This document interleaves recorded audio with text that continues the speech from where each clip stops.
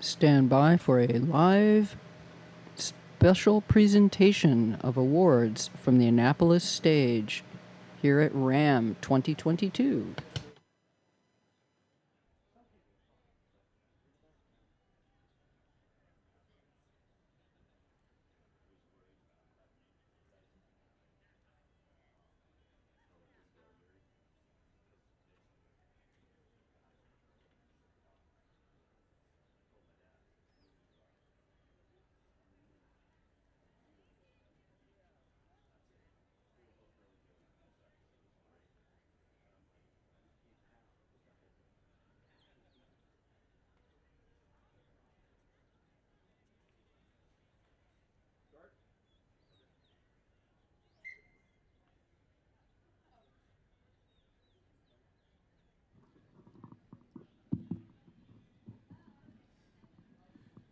Well, here we are at the finish line, RAAM 2022 at City Dock. Sitting here with Executive Director Rick Bothling. Another successful race. So far, so good. And I'm sitting here with George Thomas, RAAM veteran, veteran announcer every year for many, many years now at both of our events. So always love this. It's a big pleasure to be here. This is one of my favorite times of the year. I absolutely love being out at City Dock, waiting for the racers to come in. It's super cool, like to experience the race, to come to Oceanside, watch all these people who maybe have gotten to know each other over the years, even if it's virtually through social media, get together, meet each other, hang out, the nervous energy and all that excitement for the start, and then coming here and watching finishes. And I think you can speak to it better than I can, but I think every finish is really a life-changing experience for the racers who make it here. It absolutely is. And Beamer finished yesterday, 8-person relay team, 5 days, 2 hours, 47 minutes, fastest time across the country on a much longer and more difficult course than some of the ones from the early 90s especially. Oh yeah, there's no doubt that team is unbelievably fast. They fell just short of their speed record, but their time record was great. And I mean, either of those teams, they are so good, so fast, damn near flawless on the road as far as exchanges and racing. And yeah, those courses, the course that now is so much harder than so many of the older courses. And watching teams break records or even get close to records is pretty impressive. I mean, the section from Cottonwood to Flagstaff, extremely difficult. And then the finish coming in, the last 400 miles, brutal. Yeah, so of course we get the question all the time, well, geez, are the Rockies the hardest part of the course? And my answer is, they're hard, but I don't think they're the hardest because they're long, but the climbs are really consistent as far as, the percent grade. Plus you get a really long descent after it, so you kind of get a blessing and a curse, get both sides of it. But they're early on in the race, 1,000 miles, so you're still relatively fresh-ish. But when you get out east, you're 2,500 miles in. The climbs in the Appalachians are short, they're steep, it's hot and humid, and you're beat. I mean, they are terrible. Hancock, LaVale, those are brutal. Yeah, I mean, I think the Appalachians are truly the most difficult part of this course. And not just because they're 2,500 miles in, they're extraordinarily difficult anyway. But the fact that you're 2,500 miles in just makes it that much more brutal. I mean, I'm super proud of the 2 tandem finishes I got, 2000, 2002. I wouldn't have finished on this course. I mean, we were slower than we thought we'd be, and to hit that kind of elevation at the end, realistically looking at it, I don't think we would have made it. Yeah, it's hard to say, right? Because you ride the course that's in front of you, But comparatively, yeah, the courses are harder. The weather's become more challenging. Even in the 15 years we've owned the race, the weather patterns have become less and less predictable, and which makes it extraordinarily difficult. Last year, the desert was brutally hot. This year, it was really not that brutally hot. We had some pretty awful rains. I think it was not last night, but the night before, and just the shift of things and where humidity hits, it all changes. So something you said just a little while ago, talking about Team Beamer and the incredible teamwork that it took. You've got 8 racers, you've got a big crew, and they were flawless. I mean, they really had an incredible race. And right off the bat, I'm talking to Chris DeMarchi, and he's already talking about, we could have been faster here, we could have done this. So even with that kind of teamwork and experience, you're always looking for more speed. I think every racer goes through that. I think they all go through that period, especially solo racers. I know my dad did when he finished. Like, God, I'm just happy to be done with this race. I'm done. I'm happy. I'm a finisher. But he's also going, I could have saved time there. I could have saved time there. He does it with his solo race. He does it with his 2-person team event. Like, I just think that every team and racer knows that mistakes were made. And it's not, everyone makes mistakes. That's part of the game. I mean, because things change and things happen. But you always have that feeling you could have gone faster. And you're talking the fastest team out on the road is telling you they made mistakes and could have gone faster. Oh, Chris, when he said, we could have been 6 hours faster, I'm like, that's huge. But in his mind and everything, looking back, I'm sure he probably could have been if everything had gone according to their scenario that they had set up. Yeah, when you get to those speeds, 6 hours is optimistic. That's a lot. I mean, that's all. People don't realize when you're getting up to the records now, you're not shaving hours now, you're shaving minutes. And you look at Christoph's records and Beamer's records and some of these other records, they're shaving hours off them is probably not super feasible, not to say it couldn't be done. Pete's record stood for a long time, and Christoph came out and just blew it away. How about Shauna? Yeah. And she, record's been there since 95. Shauna's record's been hanging out there since 95, and it's going to be a tough one to break. This is a tougher course, but it's not to say it couldn't. Nicole's been on record pace twice for over 2/3 of the country. So, but I think for her to break it, again, it's just going to have to be the flawless race, as flawless as you can get. So that kind of leads me into, when we're talking about teamwork, all the people who help RAAM come together. You and Fred do, obviously, the majority of the work. You're working on RAAM 2023, I think, starting in about 4 days. About 4 months ago. Yeah. But there are so many people here. It was wonderful seeing Tony and Chris and Phil yesterday. I'm part of the RAAM family. These are people you see every year.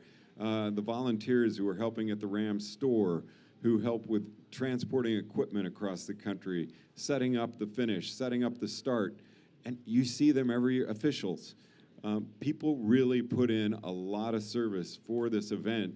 And somebody I'd like to recognize right now is Kathleen Pettigrew, who I always looked forward to seeing her at the RAAM store in Annapolis. I've been seeing her every year since '09. Yeah, and for those of you who don't realize, when you show up to an event as a participant, you're at the really lucky, fortunate end of a lot of hard work. You get to see all the great, beautiful things, all the, awards and ceremonies and tents and expos and things like that. But to make any event happen, it takes a small army. And sure, there's, Jeff and my mom and my dad and I work all year round on this, but our background of people sitting behind us, including you, and people like Russell Lee, our head official, and Kim Salazar at headquarters, Vic Armijo doing media, like it takes a lot of people to make this event look like what it does. And there are things that go on behind the scenes that fortunately racers never see. Because our staff is so good at what they do, things go smoothly. And from the racers' end, we hope it looks perfect. And that's what we want it to look like. And of course, Kathleen was a huge part of this race.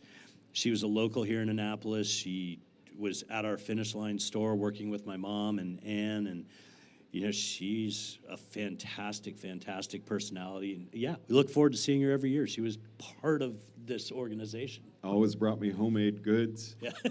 I knew she had a terminal illness last year, and when she gave me a big hug at the end of the event and said, "I'll see you next year," Yeah, I was really hoping we would, but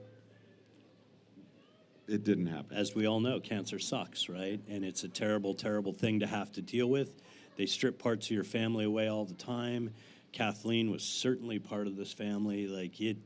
Again, we only saw her once a year for a handful of days, but it was like you never were apart. And a lot of people are like that. We have them from coast to coast that are the backbone of this organization. I mean, yeah, we work and plan and file paperwork and do all that stuff, but it's all the other people behind us that make sure finish lines are set up, start lines are set up, time stations are happening, racers are safe on the course. And, it's sad to lose someone like Kathleen.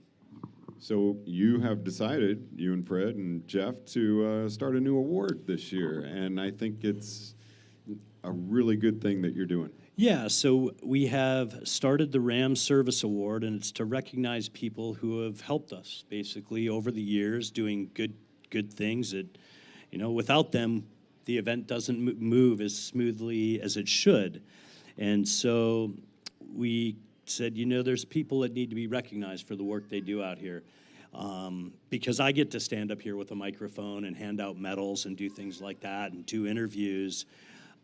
It's great. I'm glad I get a pat on the back. It feels good. But I also know without these other people, I don't get to do that. And so this will be the very first year we present this award to someone that was absolutely fantastic. He's a critical person out here. Unfortunately, he couldn't be here the past couple years with some family health problems, including his own.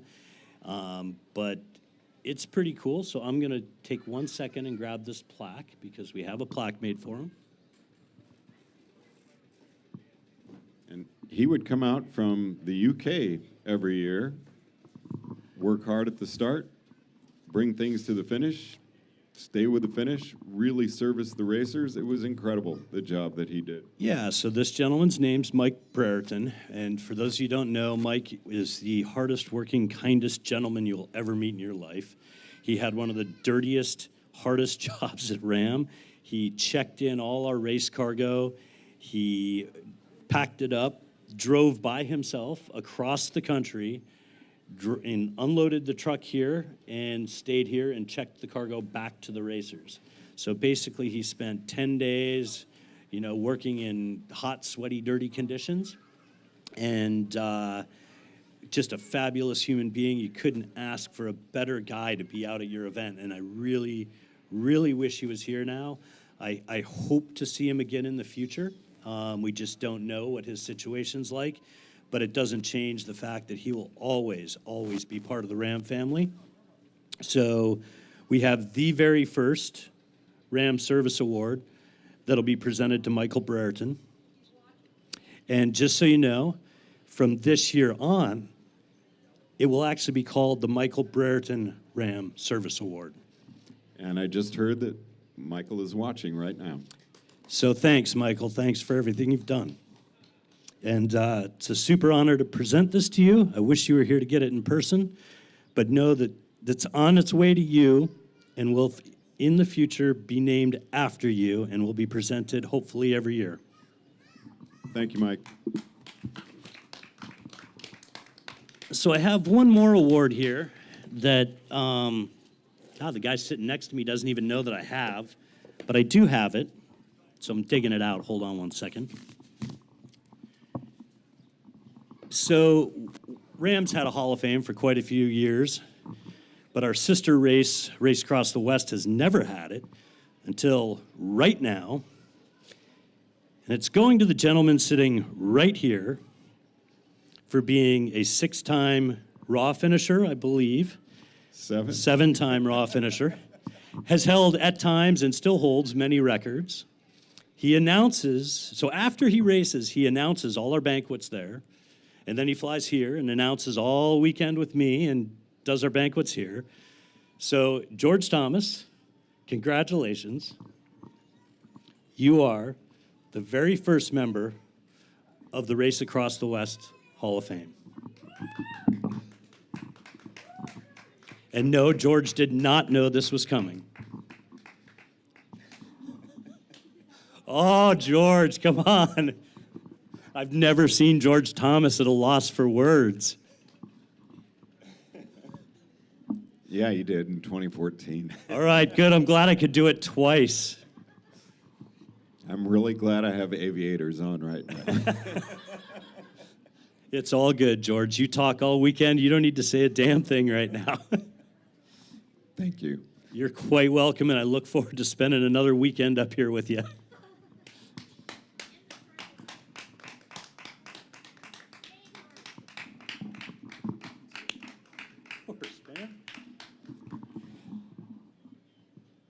All right. I'm sweating. It's your awesomeness dripping out, George. We know that. This really means a lot. Thank you. Good. I am happy it does, and there is no one more deserving to be the first than you. So I think we're wrapped up here, but we're going to be jumping on a live stream soon with Team Love, Sweat, and Gears. Really excited to have a Zoom call coming in, so people are actually going to see the representative, Kimberly Ellis, from Love, Sweat, and Gears. Very cool. So we're going to have Love, Sweat, and Gears live streaming soon. We'll probably cut this one for a few minutes. And next coming in is going to be Brazilian Air Relax team. They should be a couple hours out. And then we're going to have our solo male, female winners. And then I don't know who trickles in after that.